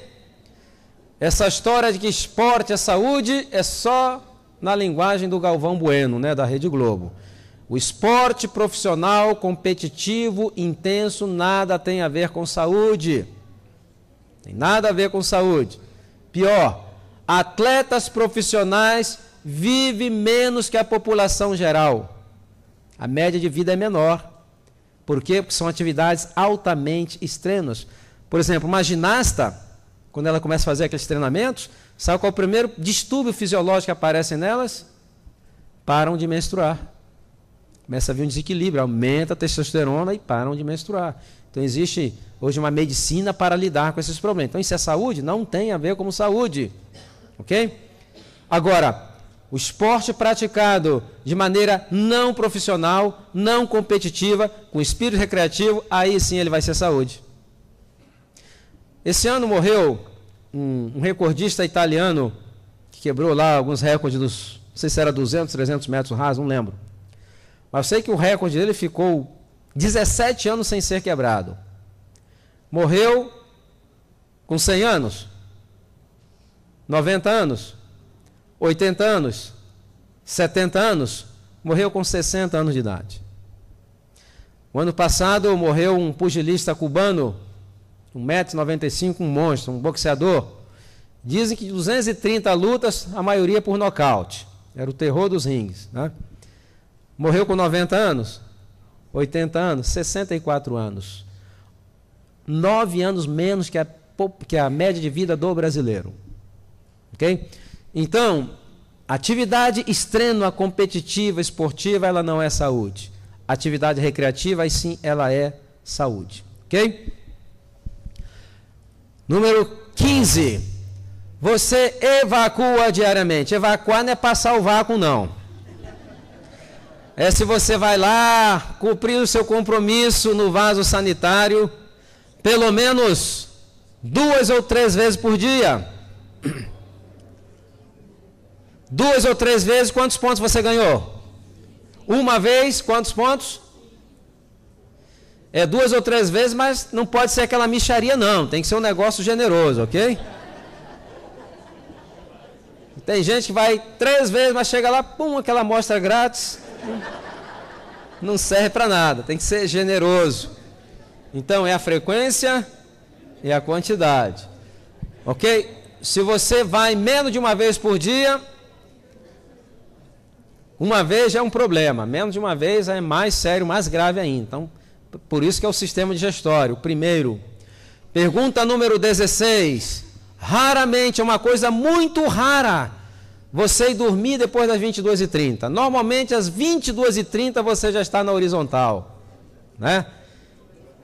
Você só vai dormir depois das 22h30 quando tem vigília na igreja. É o único momento. Se é uma coisa muito rara na sua vida, você ganhou quantos pontos? 20 pontos. Pergunta número 17. Chegamos na metade. Você usa o micro-ondas? Se você nunca usa, 20 pontos. Se você usa raramente, você ganhou 5 pontos. E amanhã eu vou falar entre a palestra as implicações do uso contínuo do micro-ondas. Ok? Chegamos à metade. Todo mundo faturou tudo até agora? Já começou a haver uns acidentes de percurso, não é verdade? Bom, pergunta número 18. Alimentos de origem animal.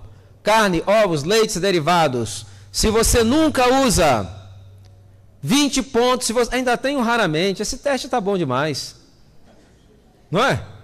Mas não é raramente todo dia, não. Raramente, eventualmente. Por exemplo, ovo. Um ovo por semana. Ok? Então, se você usar raramente, 5 pontos. Pergunta 19. Os sucos industrializados, aqueles que vêm em pozinho, em caixinha, concentrados, cheios de conservantes, aromatizantes, aquela coisa toda. Se você nunca usa, 20 pontos. Se você usa raramente, 5 pontos. Pergunta número 20. Refrigerantes. Normalmente o pessoal mete o malho na Coca-Cola, mas todos os refrigerantes são ruins para a saúde, ok?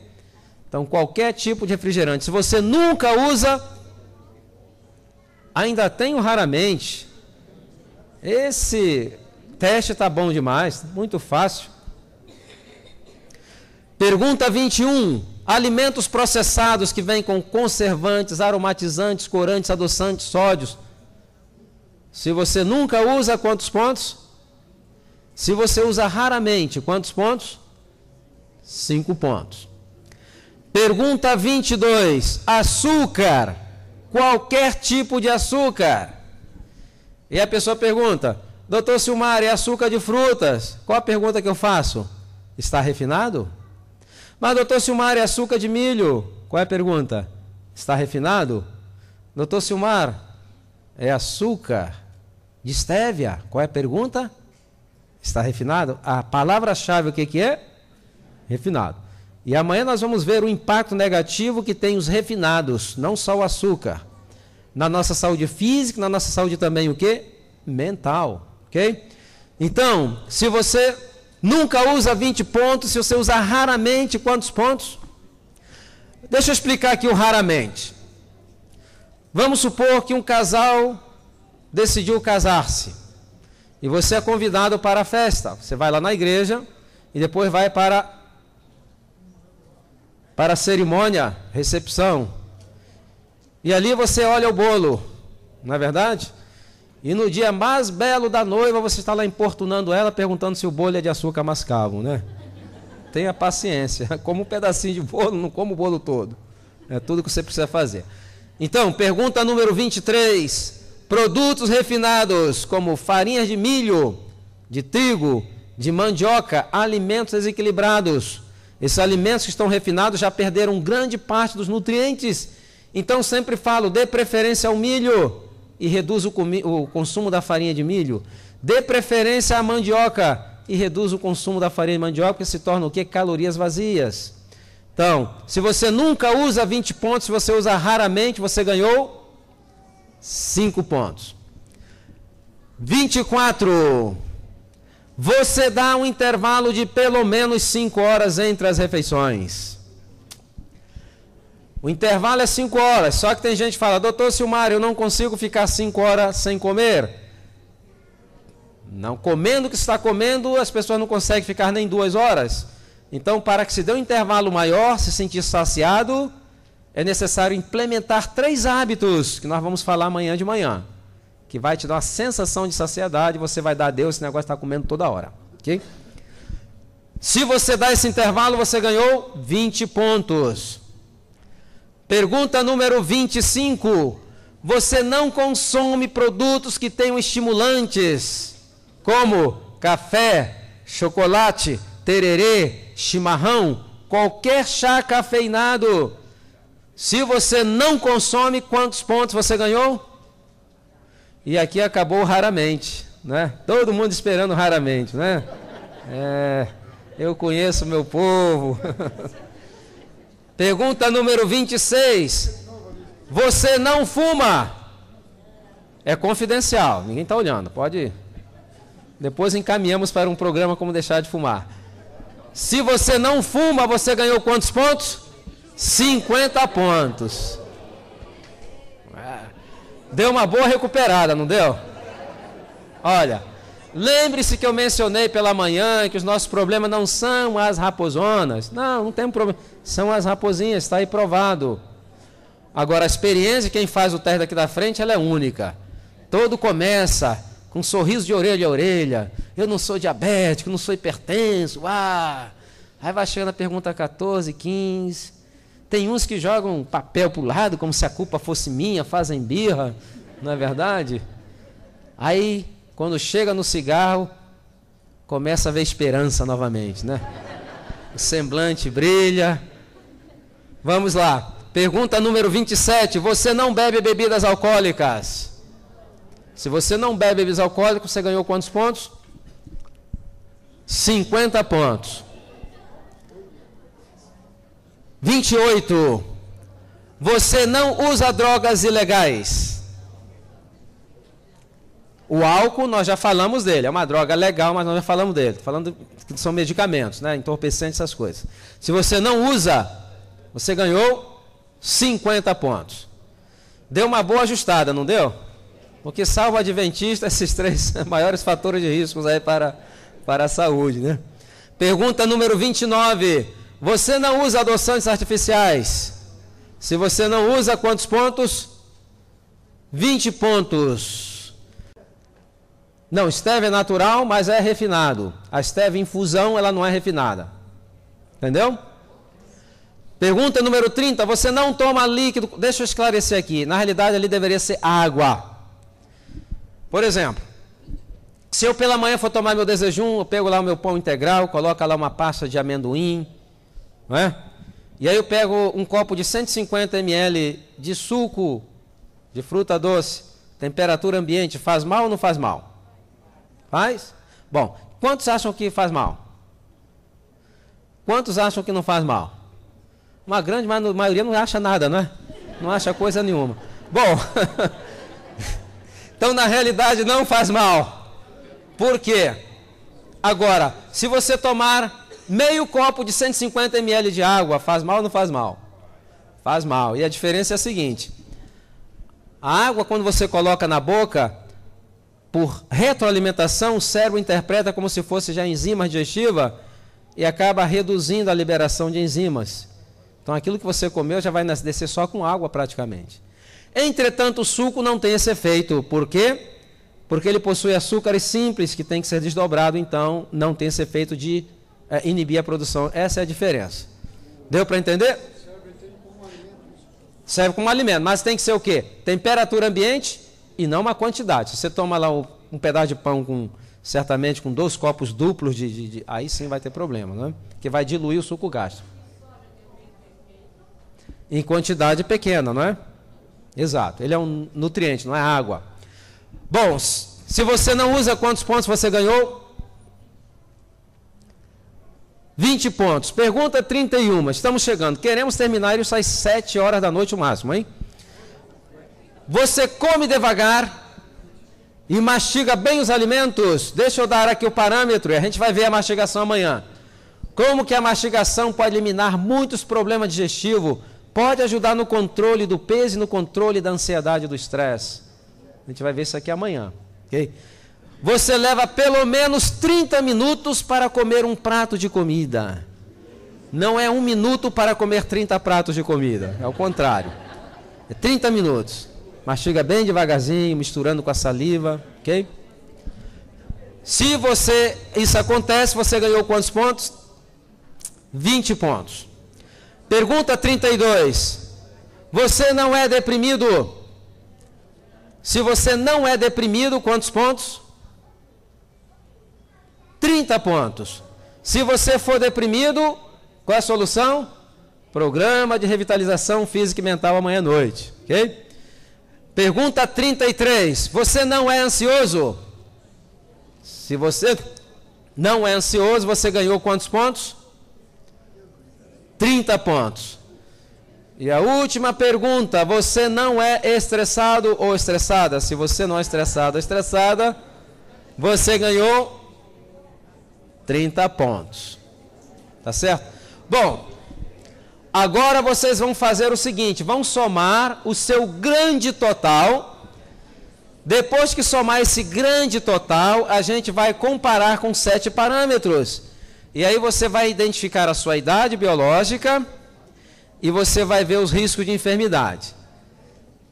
Eu creio que tem gente aqui com 40 anos, segunda-feira já vai dar entrada na aposentadoria. Falou, doutor, falou lá que eu já posso, né? Então, vamos somar aí o total.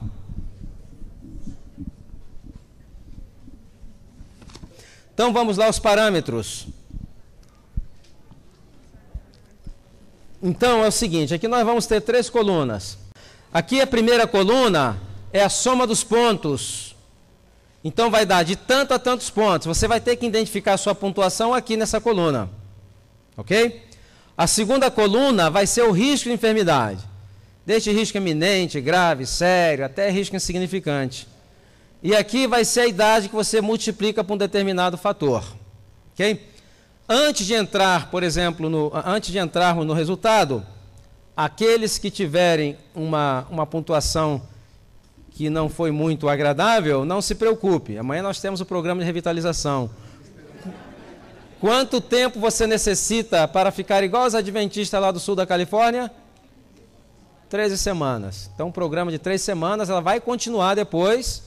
Creio que com o departamento aí de saúde e temperança da igreja, lá a Luciana, o Cleovir, e aquelas igrejas que querem implementar, pode se assessorar com eles, ok? Então, a ideia do programa de revitalização é se reunir uma vez por semana. E a cada semana falar, essa semana a nossa tarefa vai ser mastigar bem os alimentos. Então, todo mundo vai trabalhar só na mastigação, esquece o resto. Se come carne, continua comendo carne, mas pelo menos começa a mastigar ela direito, né? E aí, a cada semana, na outra semana, o que acontece? Aí se reúne, aí troca experiências. Bom, essa semana nós vamos aumentar o consumo de água. E aí, a igreja vai se tornando um grupo de apoio. Porque não é fácil vencer hábitos, não da nossa vida, mas de gerações. E na realidade é uma dependência que está muito bem enraizada. Então esses grupos de apoio, ele funciona muito. Vocês já conheceram ou conhecem Alcoólatras Anônimos? Não é? Por que eles têm que ter aquele grupo de apoio? Porque é um negócio muito enraizado e a dependência da alimentação é muito enraizado também. Então, quando a pessoa chegar na reunião, claro, ninguém vai precisar chegando lá na reunião e falar, olha, meu nome é Silmar, eu tomo Coca-Cola há 20 anos, bem-vindo, Silmar. Nada disso, né? Mas, esse apoio ele é importante. Então, durante a semana, você pode chamar para o seu amigo, como é que você está na mastigação? Olha, eu dei uma escorregada ali, então vamos orar? Ora, faça esse grupo de apoio que vai ser espetacular. Em 13 semanas, ninguém vai estar perfeito. Deus não quer a sua perfeição, Ele quer o seu melhor. Ok? Então, a Bíblia diz o seguinte, a Bíblia não, o Espírito de Profecia fala, se nós fizermos o melhor para cuidar da nossa saúde, Deus abençoará o quê? Os nossos esforços. Ok? Então, vamos lá. Primeiro parâmetro, aqueles que tiraram de 199 pontos para baixo, o risco para a saúde é um risco que iminente. Essa pessoa é uma bomba ambulante. Ela pega a idade e multiplica por quanto? Por 2. Se ela tem 40 anos, qual a idade dela? 80 anos. A minha pergunta é a seguinte, alguém tirou menos de 199 pontos?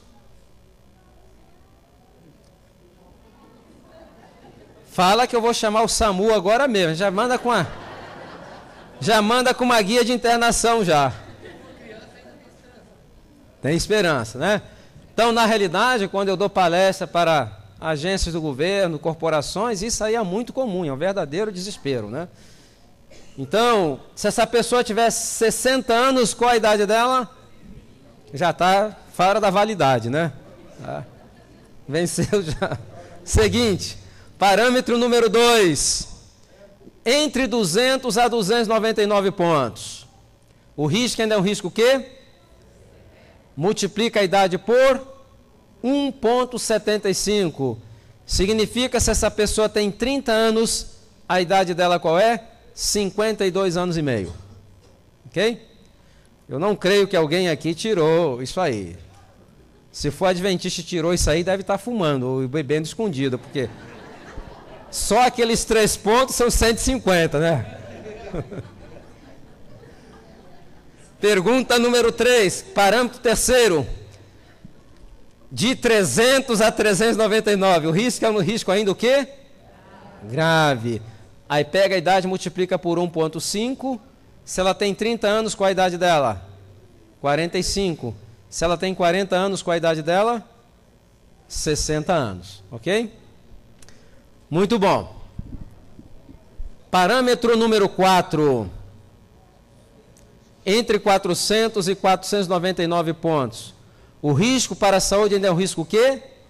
Sério. Pega a idade e multiplica por 1,25. Se ela tem 40 anos, qual a idade dela? 50 anos. Porque ela tem 10 anos a partir daí, a mais. Eu nunca pedi para ver, né? Mas normalmente, eu creio que a grande massa de adventistas no Brasil está metido aí, a gente tem que tirá-la daí imediatamente, ok? Bom, quinto parâmetro, de 500 a 599 pontos, o risco é um risco o quê? Pega a idade e multiplica por 1. Se ela tem 40 anos, qual a idade dela? Se ela tem 30, qual a idade dela? Essa pessoa, ela não é uma perdulária, mas também não é um bom investidor. Está administrando mais ou menos ali, literalmente empurrando com a barriga, né? Literalmente. Bom, agora é o seguinte, presta atenção. Agora são os parâmetros que eu quero ver vocês depois do programa de 13 semanas. Que é o parâmetro número 6, de 600 a 699 pontos, o risco é um risco o quê? Ela pega a idade e multiplica por 0,8. Se ela tem 50 anos, qual a idade dela? 40 anos. Se ela tem 60 anos, qual a idade dela? 48 anos. Se ela tem 100 anos, qual a idade dela? Imaginou? 100 anos, mas com um corpinho de 80? Que coisa linda, não é verdade? Bom, vamos agora ao pelotão de elite. Pelotão de elite. Aqueles que estão acima de 700, eu chamo o Clube dos 700. E esse eu mencionei aqui pela manhã, é um grupo tão raro, mas bem pequeno, que eles estão entrando em extinção, deveria o IBAMA protegê-los, antes que se extingam completamente, né? Então, ele pega a idade, o risco é o risco o quê? Mínimo. Existe falta de risco? Não. Você nasceu, já tem risco, ok? Nasceu nesse mundo, já é um risco. O que você vai fazer agora é gerenciar os seus riscos. Você pode ter um comportamento social alimentar onde o risco vai ser muito alto, eminente, ou você pode ter um comportamento social alimentar onde o seu risco vai ser mínimo. Então pega a idade e multiplica por 7. Se essa pessoa tem 100 anos, qual a idade dela? E se ela tem 60 anos? 42 anos. Aqui eu tenho uma preocupação. Sabe qual a preocupação que eu tenho? Com casais. Às vezes a mulher está com 42 e ele está com 80. É um julgo desigual, não é verdade? Por isso que eu animo os casais a fazerem juntos para evitar esse julgo desigual. Para estarem ali em sintonia com a idade. Ok? Muito bem. Então amanhã nós vamos começar a trabalhar em cada um dos aspectos desse teste. Quero perguntar, bom, existe alguém tirou aqui mais de 600 pontos? Levante a mão. Uma saudação JA para esse remanescente aí. Ok? Alguém tirou mais de 700? Era pedir demais, né? Temos um ali, olha só. É mesmo? Vem cá dar uma palestra para mim, vem. Eu preciso. Então, a saudação JA para ele. Muito bem. Ok? Nem tudo está perdido. Ainda há esperança. Muito bem. Bom. Então, amanhã vamos estar aqui às 8h30 da manhã. Aí afora, ao lado de fora, vocês vão encontrar o livro Saúde e Longevidade em 12 Passos. Nesse livro tem o teste. No teste tem as respostas. Aqui você tem 60 receitas de cozinhas alternativas muito saudáveis. É o único livro do mundo que tem bula. Sabia? Tem bula, tem indicação, tem contraindicação, cuidar no armazenamento, tem bula. Aqui tem princípios bíblicos de saúde pública, tem aquilo que a ciência, né, comprovou, que foi revelado pelo Espírito de Profecia, mais de 200 páginas, com mais de 100 referências científicas, ok? Está no livro. Ele vem acompanhado com 8 DVDs, com 15 horas de palestras, aproximadamente, que foi um apanhado de palestra feita nos Estados Unidos, algumas feitas aqui no Brasil. Então está aí afora à disposição. Quanto custa o material? Material, vou dar uma de colportor, é mais barato do que uma úlcera, não é assim que se fala? deixa eu esclarecer uma coisa. Graças a Deus, nós não dependemos disso para viver. Entretanto, estamos com um projeto para o ano que vem de produzir um material onde será utilizado em 8 associações, pequenos grupos de saúde. Então temos que produzir 2.000 manuais, 2.000 livros de textos, um jogo de 12.000 lições e um jogo de 13 lições em DVDs para ser utilizado nesses pequenos grupos. A associação dá um apoio muito grande, mas o apoio unicamente moral, que já é uma grande coisa, né? Então, é desse material, nós esperamos gastar até o ano que vem pelo menos R$150 mil, é desse material que nós queremos recursos para poder colocar esse projeto avante, tá certo? Então, adquira, comece a ser uma referência na área onde você vive, espalhe essa mensagem. Muito bem, antes de terminarmos, gostaria de despedirmos aqui, despedir vocês com salmos. E é o salmo mais lido da Bíblia, mesmo pelos não evangélicos. Que salmo é esse? Não. 91. Você chega na casa de uma pessoa que não é evangélica, às vezes a Bíblia está aberta aonde? Para quê? Para espantar as más fluídos, não é? Então, Salmo 91. Não vamos ler todo o salmo, vamos ler apenas alguns versículos e eu vou reparafrasear. Vamos começar pelo versículo 9. Porque você disse, o Senhor é o meu refúgio, e você fez do Altíssimo a tua morada. O que ocorrerá? O que ocorrerá como consequência disso é que nenhum mal te sucederá e praga alguma chegará à tua casa.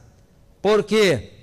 Versículo 14 responde, porque a Deus você se apegou com amor, por isso ele vai livrá-lo e vai pô-lo a salvo, porque você conhece o nome dele.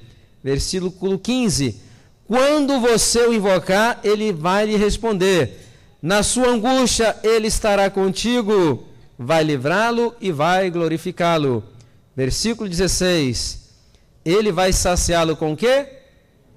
Com a longevidade e vai lhe mostrar a salvação. Muito bem, que Deus abençoe abundantemente, esperamos todos aqui amanhã, às 8h30, amanhã é que o negócio vai ficar bom, ok? E amanhã à noite também. Então quero convidar a todos que se coloquem de pé, quero perguntar ao pastor Edson se há algum anúncio, alguma coisa, está tudo certo? Então eu vou fazer uma oração, depois vou estar aí a saúde para cumprimentar a vocês, ok? Pai nosso que estás nos céus, te agradecemos uma vez mais pela tua infinita misericórdia, pelo privilégio de estarmos aqui aprendendo como cuidar desse corpo que é o templo do seu Santo Espírito.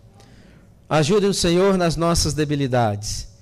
Queremos te agradecer também pelo sábado que passamos na tua companhia e te suplicar que continue conosco durante essa semana que se inicia, abençoando a cada líder dessa igreja, a cada membro, a cada criança e também a todas as visitas que porventura estejam em nosso meio. Perdoa os nossos pecados, guia nos nossos destinos na sua santa paz. Te suplicamos em nome de Jesus. Amém. Uma boa semana para todos.